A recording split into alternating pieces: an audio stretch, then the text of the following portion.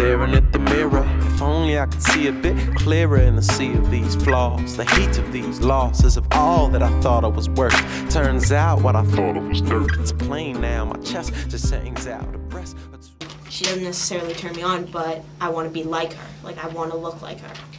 And then they'd think, okay, I buy the bag, I'll be hot like her. I spent so much time trying to look like her, trying to be like her, trying to be happy. But it never worked, because I am not like her. But if I am not like her, who am I? And if I am not like her, where do I find myself?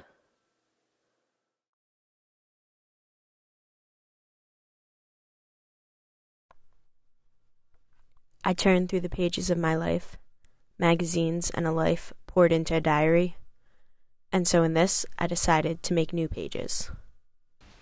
Draw how they're portrayed in the media? Yeah.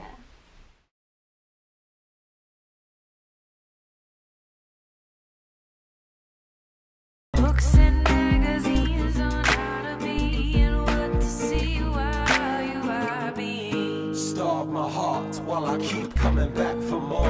And I know that the mirror don't care about me. All it does is doubt me. It's nothing without me. My mind's so cloudy. Fairly tall. And my hair color and lighter skin. Long hair, blonde. They all look the same. Because you can't just do images of women, because that's not the way women are portrayed in the media. Women are always portrayed in terms of race and gender, and sometimes class. I would never really like the color of my skin, because light skin now is in, that's the new trend, I guess. Girls of color, skinny, big boobs, big butt, small waist. Yes. To be pure, but you're supposed to be kind of slutty at the same time. You're supposed to be virginal and slutty. It's weird contradictions. Mouth half open, eyes little insinuative, opening her clothing right on her boobs, cleavage half showing.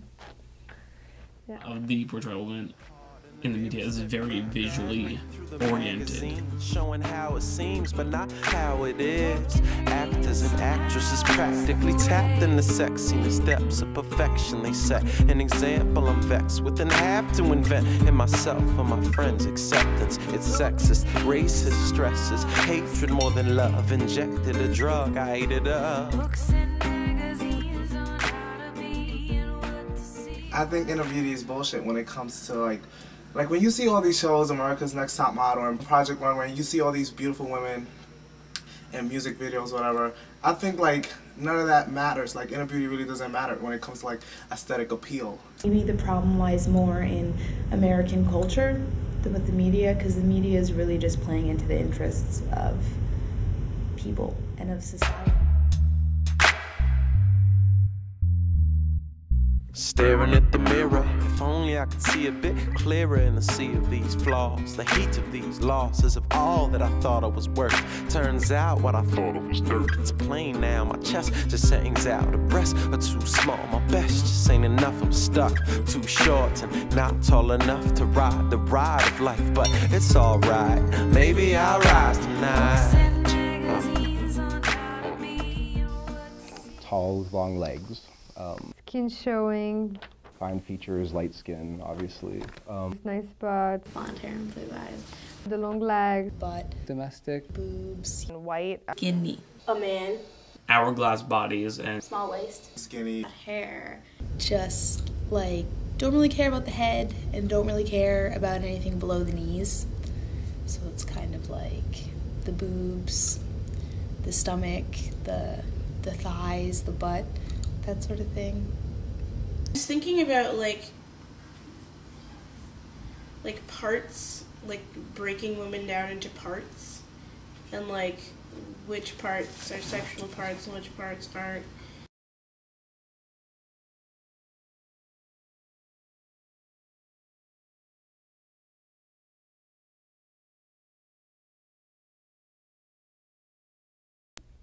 All these commercials don't focus on the eyes. You have the body, the hands, but you're never in eye contact, right? Because there's nothing within. There's no. The agency goes through the eyes, and the eyes are absent. A lot of what you see on TV is women being like materialized. So then, I mean, it really makes you seem like you're not worth anything. You're just an object. So I don't know. She looks exotic, so it just kind of, I don't know, draws my eye. The ideals are a light-skinned white female with brown or blonde hair, and when it's an African-American woman or any other race pretty much, it's exotic. It's not the norm. And like the, like kind of like violent sexuality, or sexualization rather. I don't think that this image translates to white women. You know, could you have a white woman with sweat coming down and with this kind of boxer stance? This is very racialized image. She's very light-skinned, she has long hair, and she almost looks foreign, she almost looks Asian, you know, more acceptable, say. And like that's the new trend, I guess. People want light-skinned people. And I like that fucks with you a lot, and it really hurts a lot when like light skin is valued, even within your own community, even within the black community, like light skin is seen as pretty. People who like aren't of color, like girls, guys like tan girls that if they're not of color. True. And then if they're of color, they want really light skinned girls. So it's like so true. There's always all these commercials, the kind of like tanning stuff, the kind of like darker white girls. We always have to have shaved legs, shaved armpits, nicely shaped eyebrows, like even skin tone. We have to smell good, and we can't sweat. Yeah, girls don't sweat. And they don't fart. We don't sweat or fart or burp. You need to look like this, so you need to buy all these things so you can be the ideal, which doesn't exist, which we all know. I feel like at this point we should all know that it doesn't exist, but yet we always buy into it. Glamour / Cosmo / Cosmo Girl / any of those magazines, there's like a humongous, like, do right by your man kind of thing, like 237 ways to like give your guy a boner and that sort of stuff. So I definitely say that femininity is measured in your ability to please a man to some extent. Which is a man and woman, it says heterosexual, because the dominant portrayal of women is that they all are heterosexual and they all crave men. This woman for the man, fitting into the patriarchal desires. I find so many girls that think they need like a boyfriend to be anything, and it's because it's what they see on TV or like in the media that like these women are codependent on these men in order to survive. And so I always hear girls just go like, oh, I wish I had a boyfriend, or I need a boyfriend. Or, there's no good guys in our school. Like, it's only supposed to be for men. So it's like, I don't know, it's weird. It's like I'm not allowed to be attracted to her. Yeah. Men have basic sexual needs, and it's this. Men want this. Only men.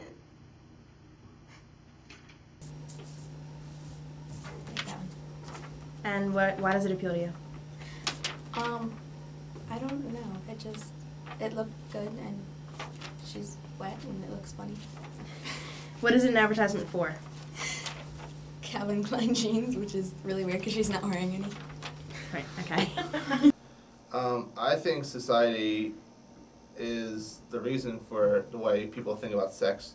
So, what I drew here was just like, you know, skinny girl, like really provocative pose. Like, look at this thing. Like, if you just saw this bag sitting there in like gray, would you care? I mean, now that there's like some like half-naked chick, like that's not necessary to have her like wearing a watch, a bag, and nothing else.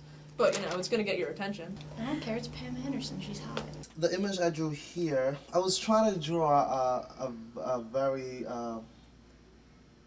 sexual woman, because I feel like the media really sexualizes women. I like it because there is a beautiful woman on the cover. She has the perfect body, nice skin tone, nice clear skin. Looks like it's really soft. Her eyebrows are almost perfect. Her lips. I don't know, she's everything that most people would call like beautiful. Make him a meal he'll devour. It's very interesting because it's not only that women are objects, but they're like meals and they're like to be consumed, to be eaten, like a good steak. Serving men, it's serving the family, it's service. Whether it's sexualized service or maternal service, it's basically service. You know. A woman who's holding his hand and it says below men and subservient, they're seen as not as equal to men. The voice of authority is always male. Like, I was raised in a society where I have privilege, and then I have to like work to realize that privilege all the time. And like as a kid, I definitely didn't realize the privilege I had as a man.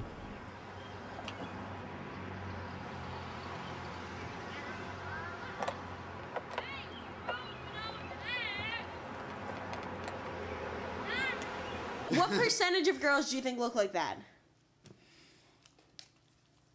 I mean, I see a lot of them on the TV. Ooh. What is it? Oh, it looks like a backpack. Barbie case. Oh. Perfect. Our tour. Eileen, can you just take it?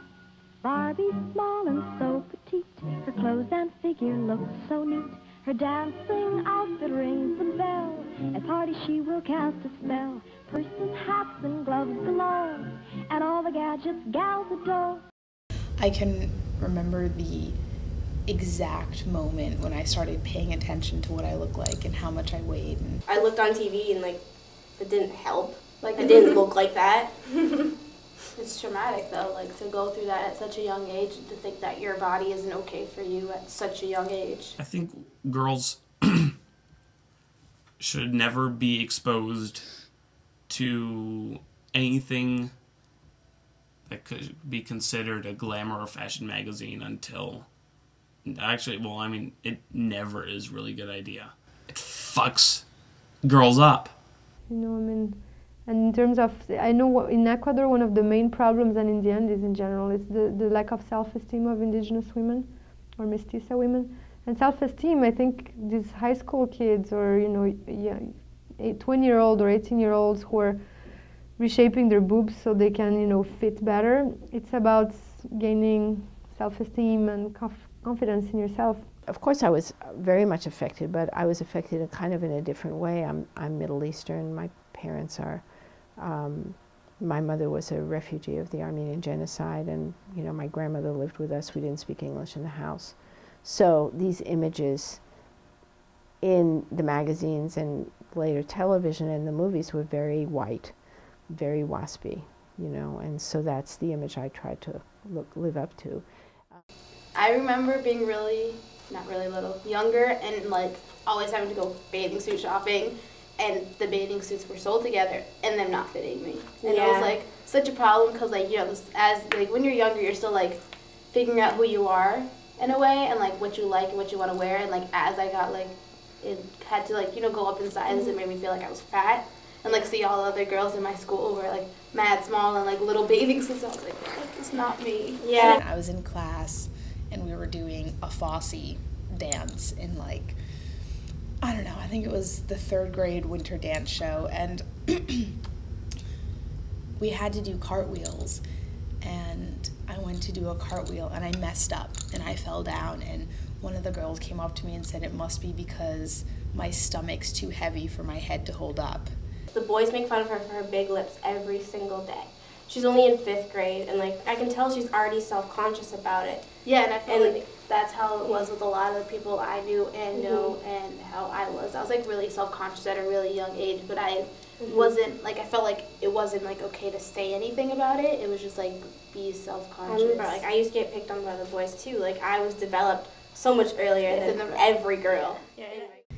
I became completely obsessed with this idea that I didn't look the way I was supposed to for what I wanted to do. But then you look at these magazines and there are these women who are so glamorous, and like I really liked wearing makeup and I got into it before I could even look at it critically, and now it's just like a part of who I am. But clearly that came from the media and these social influences. I don't want my sisters growing up with this one-dimensional perspective on what beauty is. Beauty is makeup. Beauty is being skinny. Beauty is, you know, this commodification of pretty. But you'll never be thin enough, no matter how much weight you lose. Because I was like 15 pounds thinner in high school and looked great. My prom pictures, I was smoking hot, and I was still like, oh man, I wish I was a little thinner.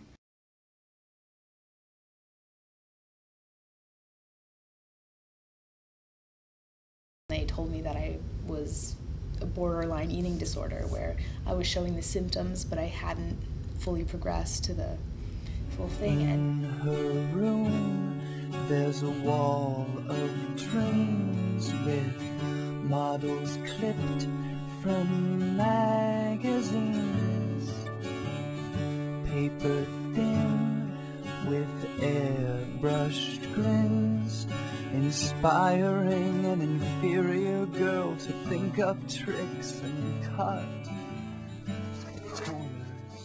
But I'm not gonna lie, like sometimes I wish my stomach were flatter. Or like my thighs weren't so big. Or my calves. My hair was straighter. And I've definitely gotten like persuaded, like by the weight loss pills. I've definitely been like, maybe I should try that. Because I want to be able to run my fingers through my hair.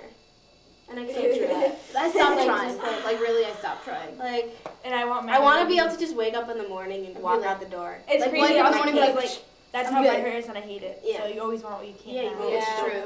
Like really, if I just woke up and walked out the door, everybody would be like, "Ew, who is that?" Like she's disgusting. So true. It's because people are so like superficial and critical, but like it's like. But I do try to like my body, and some days I love it, and some days I hate it. Like. In the past 7 years, I have gone through 5 straighteners. My long blonde hair was a symbol. Beauty handed down to me in the form of 17 magazine and books on beauty by Bobby Brown. All I saw in the media is who they wanted me to be. Images of women telling me this will make you happy. Queer, genderqueer. I don't know where to find the people like me. Even when I looked like those girls in the magazines, I was still not happy. I'm still not happy. There goes my food for the soul. Throw what I don't need in a hole. Purify, let it all go. Books and magazines on how to be and what to see while you are being. I'm needing, I'm bleeding, the glass won't heal the wounds. Ayo, the mirror's gotta shatter for I shatter myself. Rock bottom's what I've hit, abandon my health. It ain't hard to tell. I have a disease, I'm not meant to be what I'm meant to be. Even my friends can see I've got Look at her, she's fat, but she still loves herself. You know, why wouldn't she? Well, I'm 69 years old, you know, and so I am not obsessed with my weight. But there are ways in which I think all women are affected by these images, and it takes real work to get them out of ourselves. Now I feel like as long as I can look at that critically and see that that is something about myself that has been so powerfully influenced,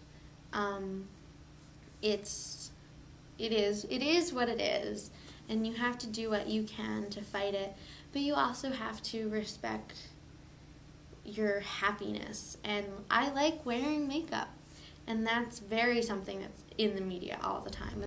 First of all, I would say talk to your parents.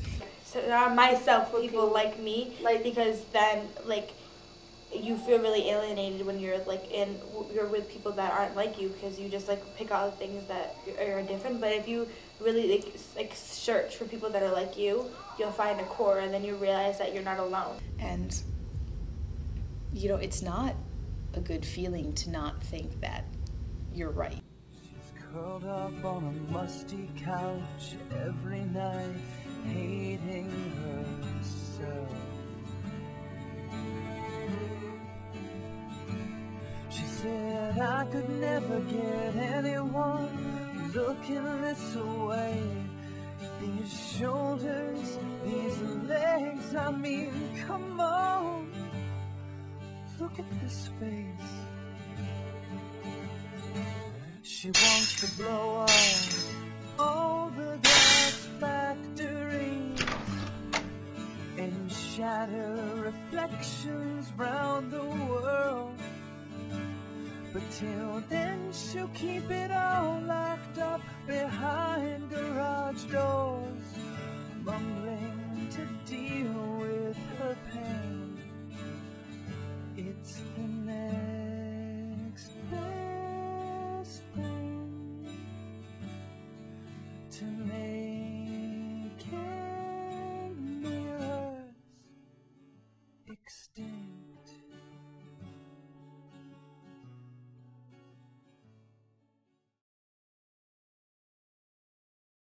I'm tired of being looked at as less than you.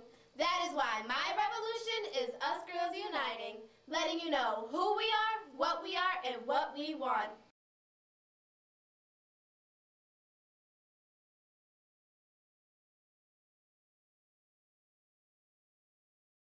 Having you listen to what I say and to appreciate being with me. Not using my body for your personal disposal, disrespecting us because we are not up to par, thinking that just because we are women we have to wash your clothes and dishes, make all your food, and do your damn laundry that is so hard to do.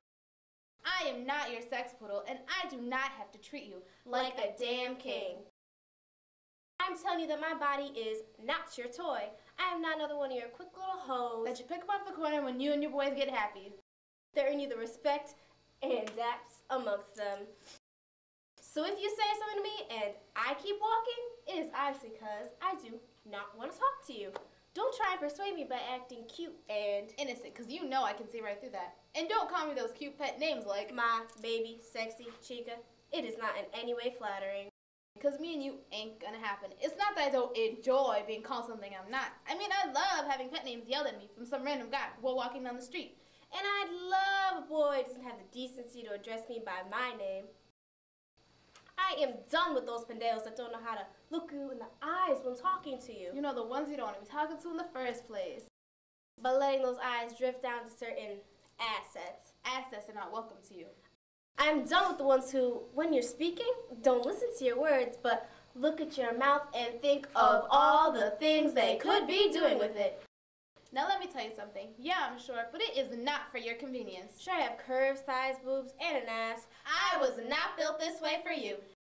And I cherish the body I'm in, not because I guess what sorts of pet names yelled at me as I walk down the street. Sure, sometimes my shirt comes out and my pants are tight on my ass and thighs. This is not for it to be easier, for you to stare. And if I catch you staring, don't try and make me bend over or turn around or any other trick you want me to do so you can be entertained.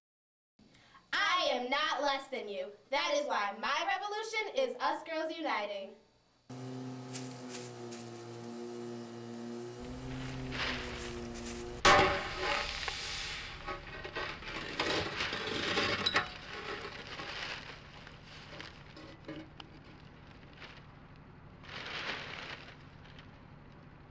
And I know that the mirror don't care about me. All it does is doubt me. It's nothing without me. My mind's so cloudy, dissecting reflection without it. Nothing stuck in a downward spiral. Whoa. There goes my food for the soul. Throw what I don't need in a hole. Purify, let it all go. Books and magazines on how to be and what to see while you are being. I'm bleeding, the glass won't heal the wounds. Ayo, the mirror's gotta shatter for I shatter myself. Rock bottom's what I've hit, abandon my health. It ain't hard to tell. I have a disease, I'm not meant to be what I'm meant to be. Even my friends can see I've got a problem and they wanna solve it. For me, they're feeling sorrow. I think that you could call this a tragedy of the insanity. Even the people I'm dying for are sad for me.